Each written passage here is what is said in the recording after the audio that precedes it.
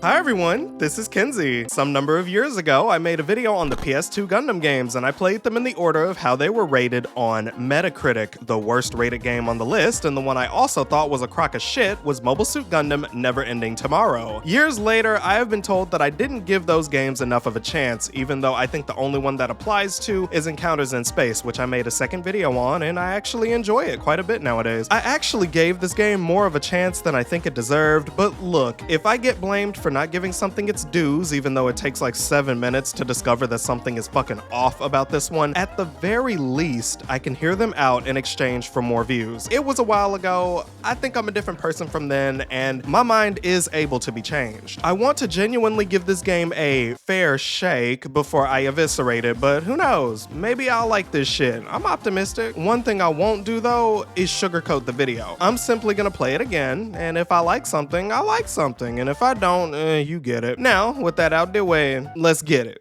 It's my stress, that's for sure. It's still a crock of shit. The game starts out with a long-ass cutscene that essentially aims to convince you that you aren't about to experience chronic vertigo. However, I'll use this time afforded to me to explain that I played this game live, and I think that's relevant to you, the viewer, because if my purpose is to show that I'm engaging with this game, then what better way to show you than with my unfiltered thoughts here and there. But I guess we can peep this intro cutscene a little bit. This shit lasts from 10:56 to 15:19, according to my recording. You can do the math. Why is it so long? To keep us from seeing the man behind the curtain? No, that couldn't possibly be it. But for real though, it's to get you prepared for what type of game this is and what type of show Seed is. Seed is just like the corniest series in the franchise. But the cutscene is fast-paced, flashy as shit, and at the very least, it doesn't lie about what kind of game this is, and it's actually pretty fun to watch. Never Ending Tomorrow is an action game in the same vein of something like Zone of the Enders, which I guess would be called Zone of the Never Enders, but I digress. I'm sorry y'all had to hear that. Actually, no, I'm not. One criticism that I've received in my first go-round with this game is that I played mission mode first, and that was probably what was responsible for my disliking of the game. Something that I didn't get into as much was that I actually did play the story a little bit, but while I did show it, I didn't really tell it, which is valid to point out. So this time, since I went with Atherin Zala's story the first time, I'm gonna go with him again. But whether it's this time or the last time, one thing that is consistent is that this game has an insanely whiny English dub that has its charm, but more like the charm from League of Legends, which is followed up swiftly by my timely death. The story mode greets you with anime cutscenes, similar to Encounters in Space, which I actually came around to liking quite a bit. Never Ending Distractions has a lot, and I mean a lot,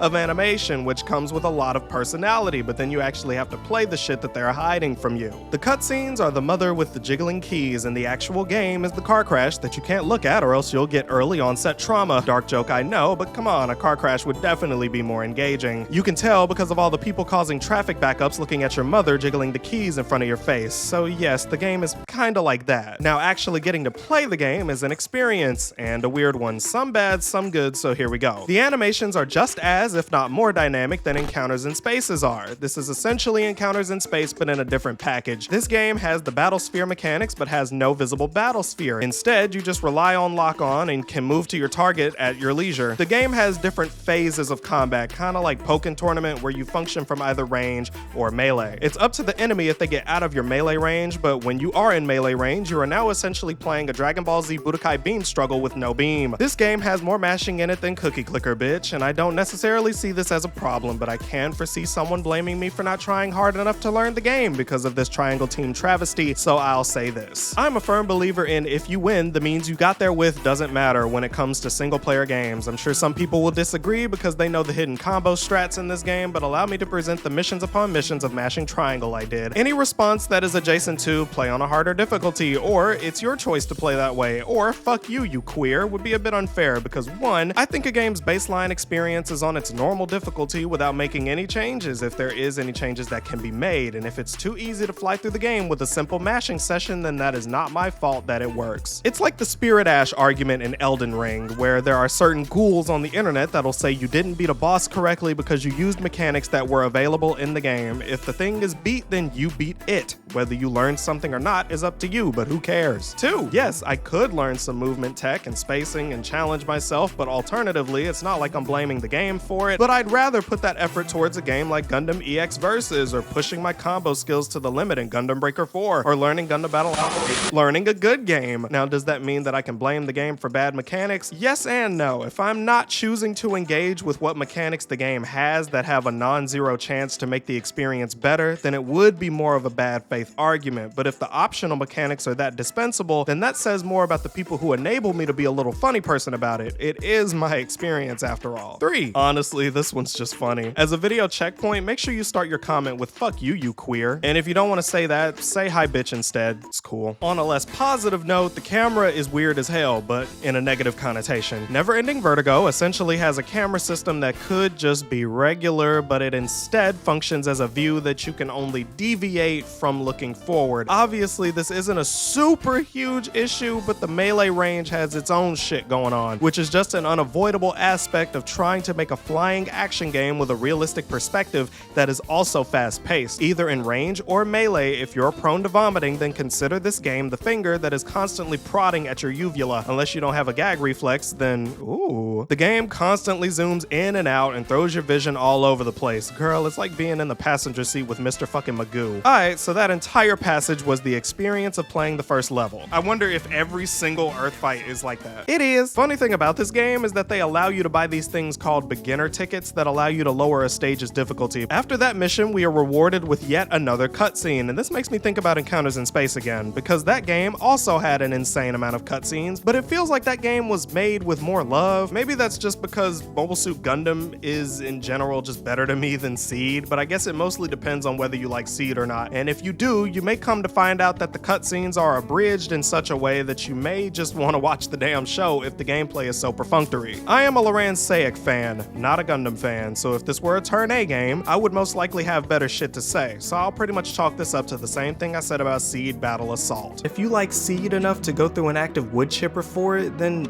still don't play this, the fuck? Now we have yet another level that gives you full control, which takes place in space. However, the gameplay is pretty much the same. You have the same shitty, permanently inverted camera until you lock onto something. You hit the thing in question until it stops moving, and repeat the process until you jump off a building. Finish the level. Also, like in Encounters in Space, your lock-on targets can shake off your lock-on. In a game like Ace Combat, where that would be a challenge, in this game, the game is just putting you back into camera hell. But after that, the mission is over, and it was the same level of unwieldy as the last one. Next mission, same damn thing. It just feels like the game isn't made with the best interests of people with functioning brains. It's janky, jittery, and honestly feels constantly like building a house of cards on a table with a snot-nosed kid with a wobbly camera for a head shaking the damn thing. So now, reaching mission 4, I've heard a lot of voice acting, and I've already said how I felt about Seed, and I cannot sit here and pretend I cared about what was going on, but the voice is just, like, no hate to the voice actors, they obviously got a bag, but like, they're all just like,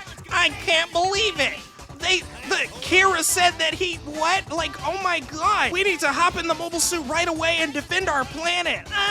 The cutscenes themselves are good, but once again, I fail to see how people can like this for any reason besides them being hardcore Seed fans. The scenes are plentiful, but going over to Encounters in Space, it felt like that game genuinely wanted to create a scenario, or multiple scenarios, where it felt like you were playing in the shoes of Amuro in the white-based story mode. The in-game cutscenes were honestly great, despite the gameplay, and it was enough to power through it if I didn't like it. Doing the same shit just for some Seed scenes, bitch, I'll get on Crunchyroll right now. Even in-game, the spectacle is good enough on its own, but everything that has to do with engaging with it is just, It's like I'm mashing this button and I feel nothing. People were talking about, wow, this game is actually really easy, and it's like, oh, I wonder why. Is it because you can literally play this game with, like, your brain waves? Is the sound good? Well, for the most part, it's one of those things that I can tell that there's someone who will hear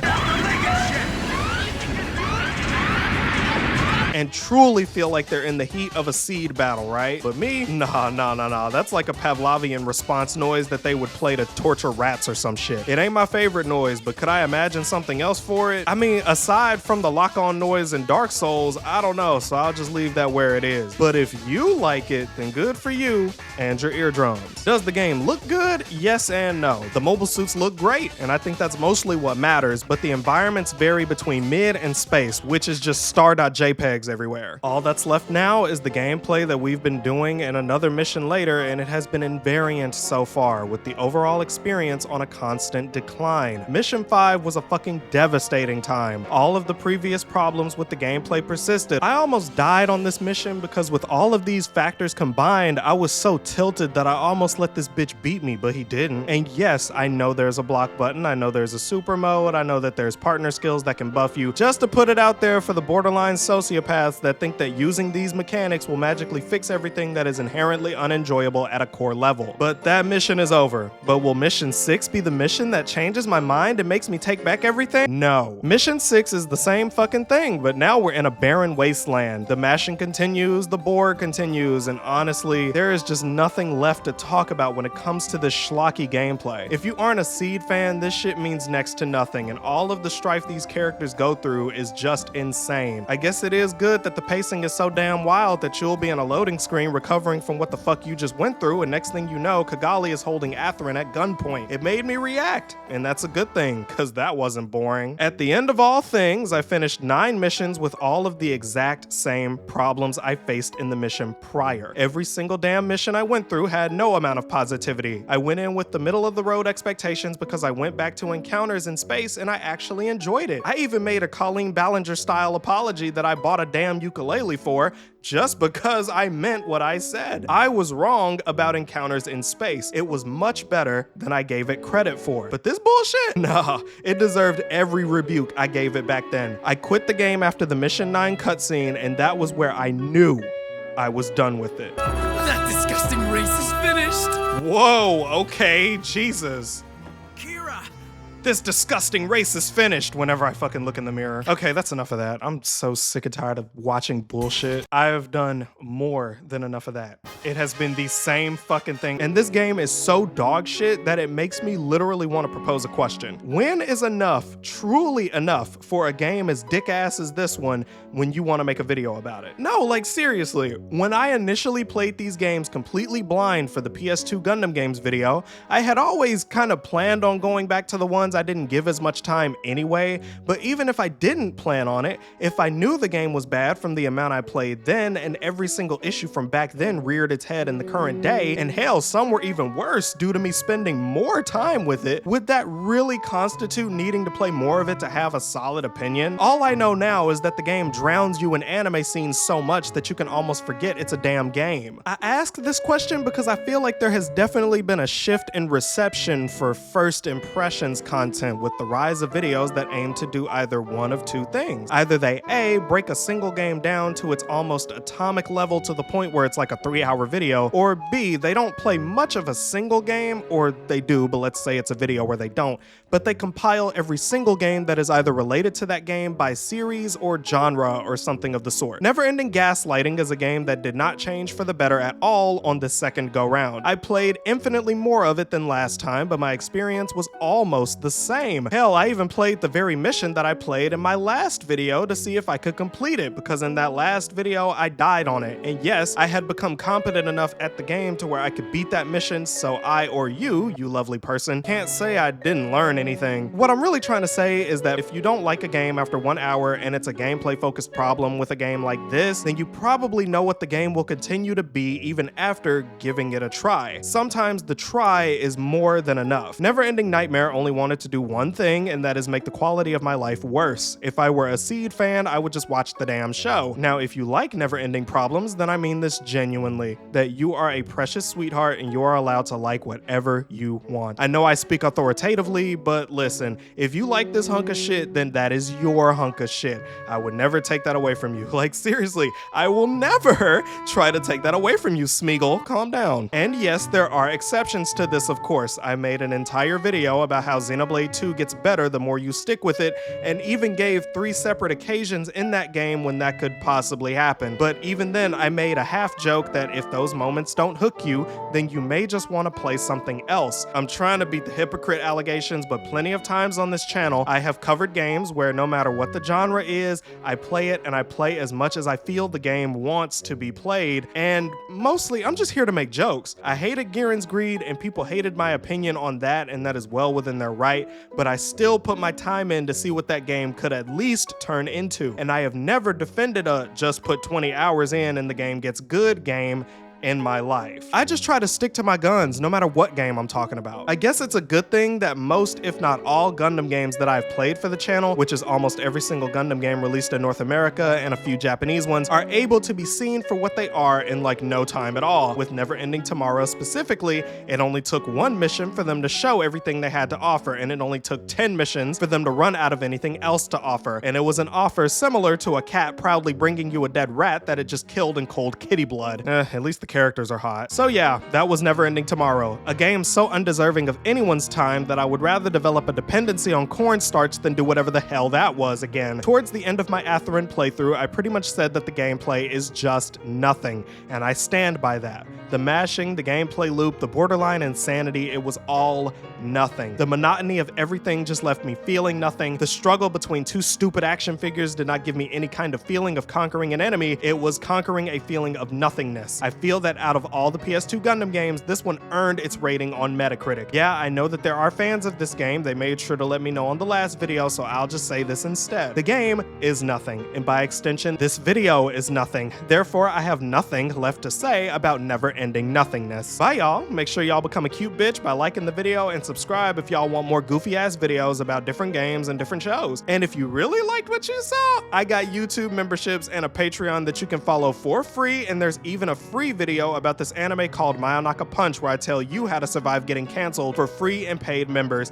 And if you consider upgrading, you can get early access to videos and request priority if you want to see a video topic get made. Also, join my Discord to chill with like-minded cute bitches, and follow me on Twitter for cute tweets and Blue Sky for cute bleats, all in the description or channel page. But for now, stay safe, stay hydrated, and this is the most important part, stay cute. I'm not here to fit in this world, I just